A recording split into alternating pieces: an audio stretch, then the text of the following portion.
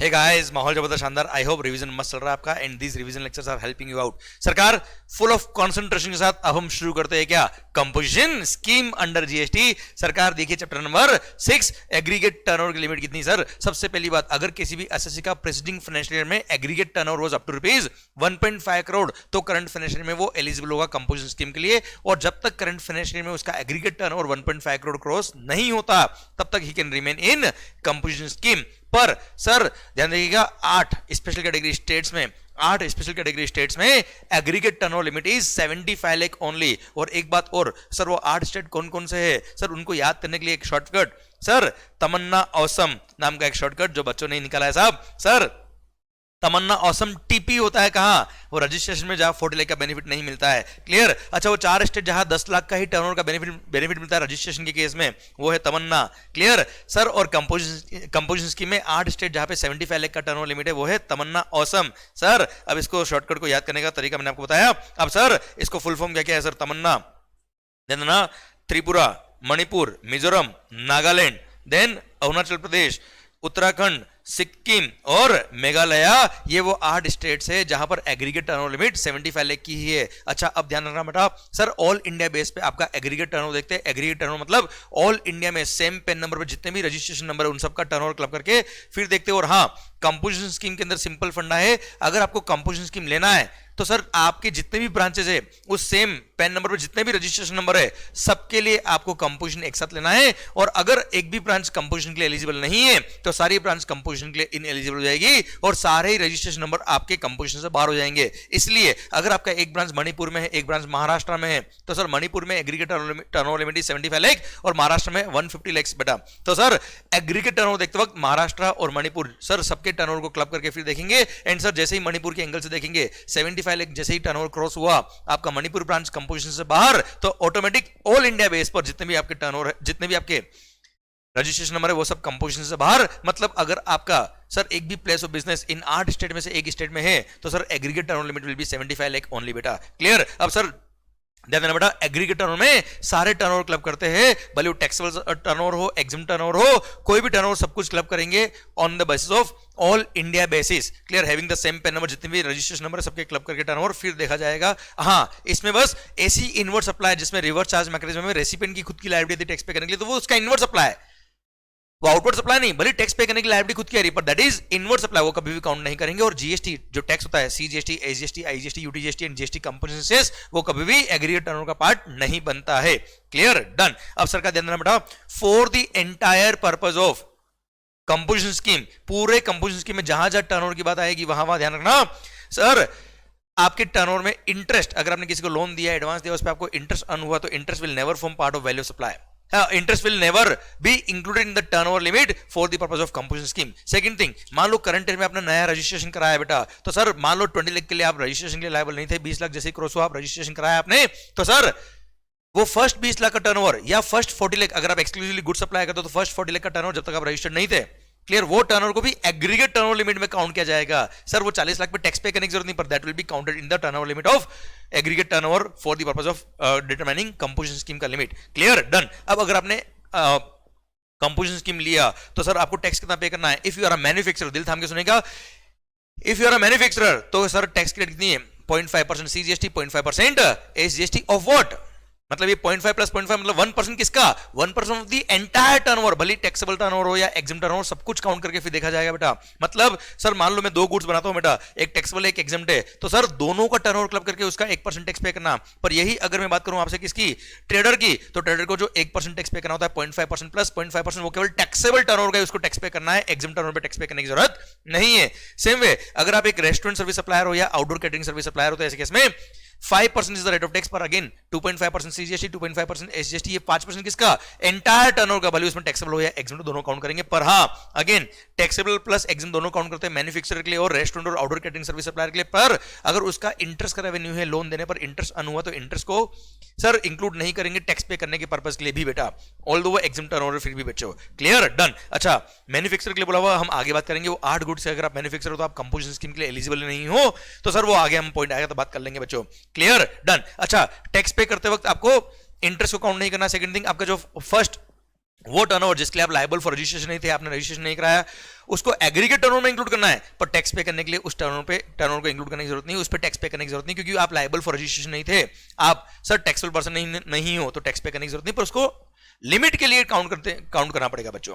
Then अब procedure for opting the scheme. सबसे पहली बात, sir mid of the financial में आपको कंपोजिशन स्कीम के अंदर आना है तो आप आ नहीं सकते हो। सर आप अगर ऑलरेडी जीएसटी में रजिस्टर्ड हो तो जब फाइनेंशियल चेंज हो रहा होगा, नया फाइनेंशियल जब आ रहा होगा 1 अप्रैल को, सर उस दिन आप कंपोजिशन में आ सकते हो, पर उसके लिए भी आपको 31 मार्च या उससे पहले पहले अप्लाई करना पड़ेगा कि मेरे को कंपोजिशन स्कीम में आना है। सेकंड बात, अगर आप नया रजिस्ट्रेशन करा रहे हो तो जब रजिस्ट्रेशन के लिए आप अप्लाई कर रहे हो, उस रजिस्ट्रेशन एप्लीकेशन के अंदर आपको लिखना पड़ेगा यस कि मेरे को कंपोजिशन स्कीम में आना है, तो जिस दिन से आपका रजिस्ट्रेशन होगा उस दिन से ही आप कंपोजिशन स्कीम में आ जाओगे by default. Clear? Done. Now, persons who are not eligible for the composition scheme. सबसे पहली बात, if you are engaged in supply of services, if you are engaged in supply of services except restaurant और outdoor catering service supplier.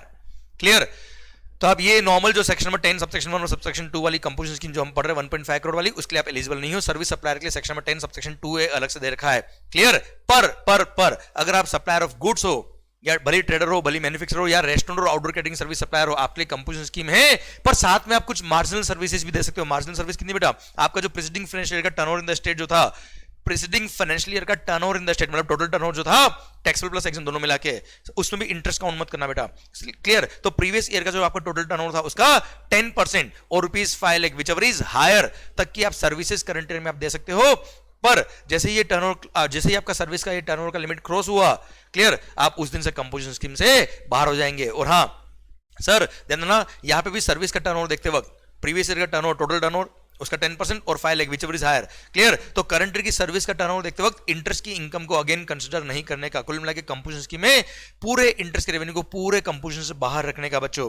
Clear? यहां पे with example आपको समझाया हुआ भी बच्चा। फिर सर कौन कौन एलिजिबल नहीं है, और देखिए सर अगर आप ऐसे गुड्स या सर्विस सप्लाई करो which are not leviable to GST, देखो एग्जाम सप्लाई करोगे चलेगा, पर सर आप पेट्रोल डीजल बेच रहे हो बेटा, याद है घूम लो और झूम लो, ये 6 गुड्स ऐसी जिसपे जीएसटी लेवी नहीं होता है, ऐसे गुड्स या सर्विस आप सप्लाई करो तो आप कंपोजिशन के लिए एलिजिबल नहीं रहेंगे। सेकंड, आप इंटरसेट आउटवर्ड सप्लाई कर रहे हो, सर इंटरसेट आउटवर्ड सप्लाई करने वाले एलिजिबल नहीं होते हैं। इंटरसेट परचेज करो, हमें कोई दिक्कत नहीं है। If you are supplying interstate outward supply of goods और services, you are not eligible for composition scheme. Next, आप ऐसे किसी इलेक्ट्रॉनिक कॉमर्स ऑपरेटर के थ्रू गुड्स और सर्विस सप्लाई करो जहां पे टीसीएस एप्लीकेबल होता है, जहां पे टीसीएस एप्लीकेबल होता है।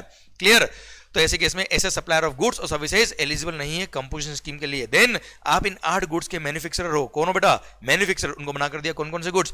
Ice cream whether or not containing cocoa, sir then paan masala, then sir added water containing added sugar or other sweetening material or flavoured मतलब कोल्ड ड्रिंक के मैन्युफैक्चरर आप हो तो। देन ऑल गुड्स, कौन सी? Tobacco and manufacture tobacco substitutes. Then fly ash bricks, भाई fly ash जो होता ना सर, फ्लाई एश जो बचती बेटा उसका जो, उससे भी ब्लॉक बनते हैं, उससे भी ब्रिक्स बनती है, ईट बनती है।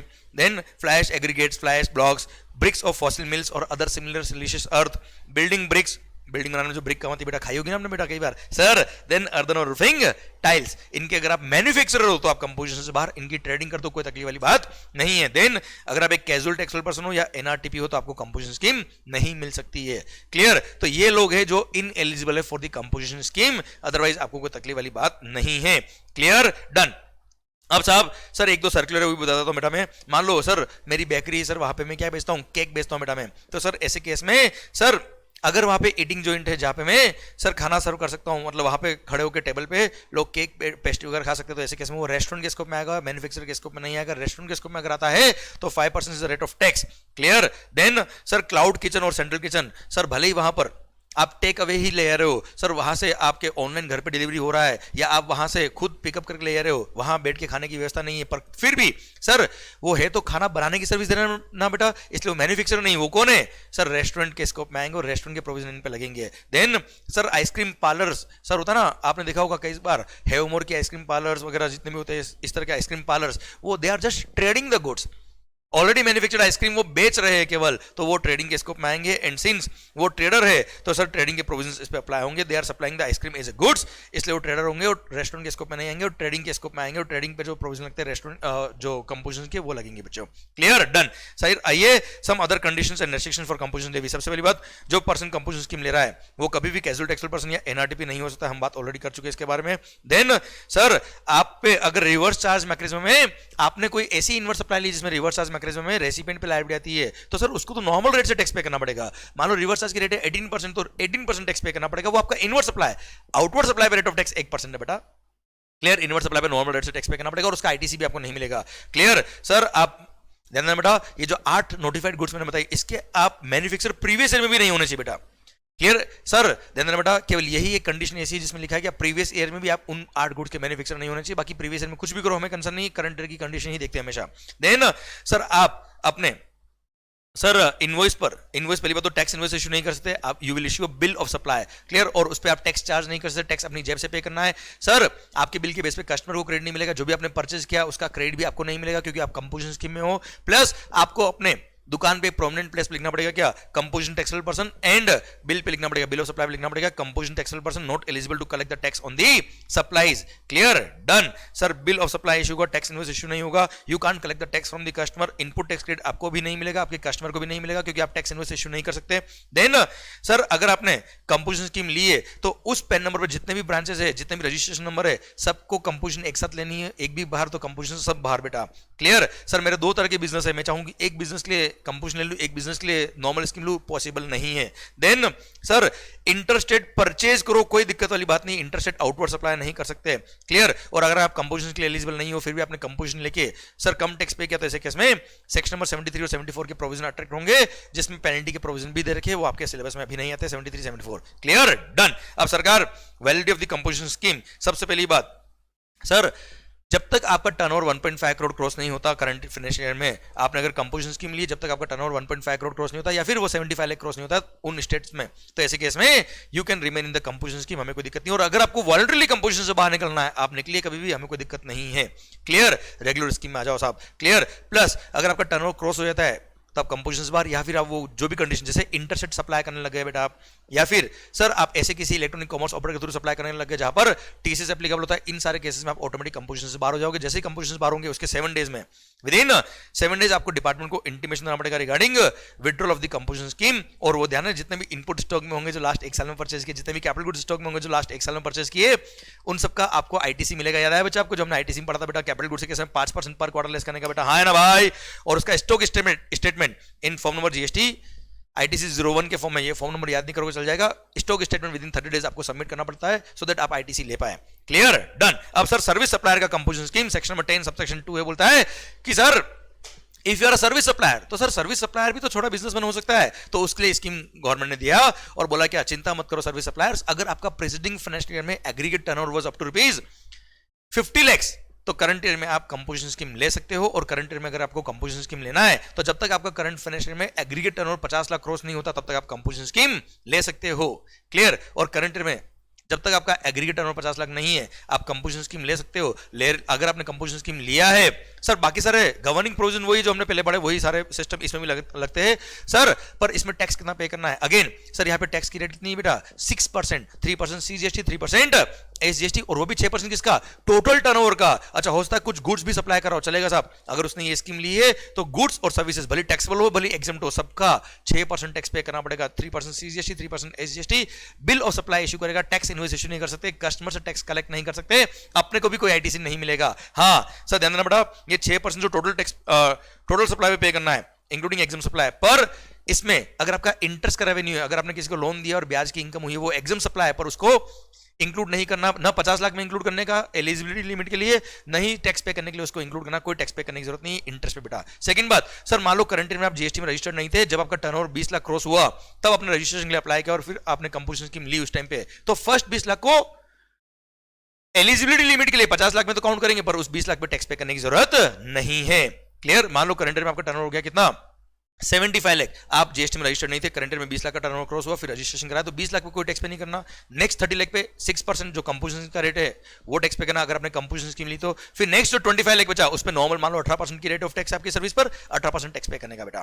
क्लियर? डन। अच्छा ध्यान देना बेटा, अगेन अब सब there are some conditions for composition scheme जो हमने वहां पढ़ी सेक्शन नंबर 10 सबसेक्शन 1 और 2 के लिए, मैन्युफैक्चरर और ट्रेडिंग वालों के लिए और रेस्टोरेंट वालों के लिए वही कंडीशन मोटा मोटी यहाँ पे भी बेटा। फर्स्ट सर आपका प्रीवियस ईयर टर्नओवर 50 लाख उससे कम होना चाहिए बेटा। सेकंड, आप सेक्शन नंबर 10 सब सेक्शन 1 वाली जो कंपोजिशन स्कीम है उसके लिए आप एलिजिबल हो तो वहां जाओ ना बेटा, वहां तो 1.5 करोड़ का लिमिट है, यहाँ केवल 50 लाख का लिमिट है। क्लियर? तो सर वहां इन एलिजिबल हो तो यहाँ पे आने का बेटा। देन आप ऐसी कोई सप्लाई नहीं करनी चाहिए which are not leviable to GST, जैसे पेट्रोल हो गया, दारू हो गई बेटा।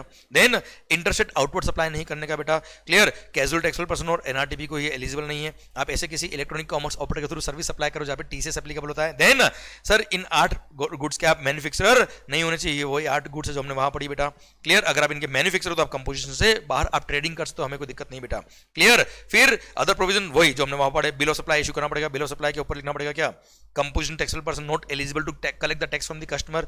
देन बिजनेस के प्रोमिनेंट प्लेस पे लिखना पड़ेगा composition taxable person you can't collect the tax from the customer, ITC आपको भी नहीं मिलेगा, आपके कस्टमर को भी आईटीसी नहीं मिलेगा। क्लियर? सेम पेन नंबर पर जितनी भी रजिस्ट्रेशन नंबर है उन सबको एक साथ कंपोजिशन लेना है, एक भी ब्रांच कंपोजिशन से बाहर, सारी ब्रांच कंपोजिशन से बाहर। अच्छा, यहाँ पे वो 8 स्पेशल स्टेट्स के लिए कोई अलग से प्रोविजन नहीं है बेटा, सबके लिए 50 लाख का लिमिट है। अगर आपने इनवर्स सप्लाई लिया जिसमें रिवर्स चार्ज मैकेनिज्म में रेसिपिएंट की खुद की लाइबिलिटी आती है, आपने ऐसा इनवर्स सप्लाई लिया है तो उस पर नॉर्मल रेट से टैक्स पे करना पड़ेगा और उसका आपको आईटीसी भी नहीं मिलेगा। जैसे आपका टर्नओवर लिमिट 50 लाख क्रॉस होता है आप कंपोजिशन से बाहर हो जाओगे। क्लियर? अच्छा, कंपोजिशन के से बाहर होना तो ड्यूरिंग द ईयर कभी भी आप बाहर सकते हो वॉलंटरीली, हमें कोई तकलीफ नहीं है बेटा, पर कंपोजिशन में आना है तो सर नया फाइनेंशियल जब चालू होगा तभी आप आ सकते हो, या फिर आप रजिस्ट्रेशन नया कराते हो तब आप भले ही कंपोजिशन में आ सकते हो उस दिन से, जिस दिन से आपने रजिस्ट्रेशन कराया उस दिन से बेटा। क्लियर? सर फिर अगर आपने कंपोजिशन के लिए एलिजिबल नहीं थे फिर भी आपने कंपोजिशन स्कीम ली तो 73 74 का प्रोविजन लग जाएंगे बेटा, पेनल्टी के बेटा। हाँ है ना भाई? क्लियर? अच्छा, आप कंपोजिशन में आते हो तो स्टॉक का क्रेडिट रिवर्स करना पड़ता है, कंपोजिशन से बाहर निकलते हो रेगुलर स्कीम में आते हो तो स्टॉक का आईटीसी मिलता है, हम ऑलरेडी पढ़ चुके पॉइंट। और जो हमने ऊपर सेक्शन नंबर 10 सबसेक्शन 1 और सबसेक्शन 2 वाले जो प्रोविजन पढ़े, जो रूल्स के बारे में बात करी, वो प्रोसीजर पार्ट यहाँ पे भी एप्लीकेबल होता है सर्विस सप्लायर के कंपोजिशन स्कीम में भी। इसी के साथ भारत माता की जय, और पूरा कंपोजिशन स्कीम का चैप्टर भी खत्म होता है अब। और सर आई होप ये फील आपको आ रहा होगा नाउ, ऑल इज वेल। तो सरकार पूरा दम लगा दीजिए, माहौल के साथ पढ़िए, खुश होकर पढ़िए, एंड सर कमेंट में माहौल लिखना मत भूलिए। माहौल के साथ मिलते हैं अगले चैप्टर के लिए। I hope this revision lectures are helping you in your revision. सरकार ऑल द बेस्ट, मस्त होके पढ़े, खुश होके पढ़े, and sir we all are with you for your success. माहौल, बाय बाय।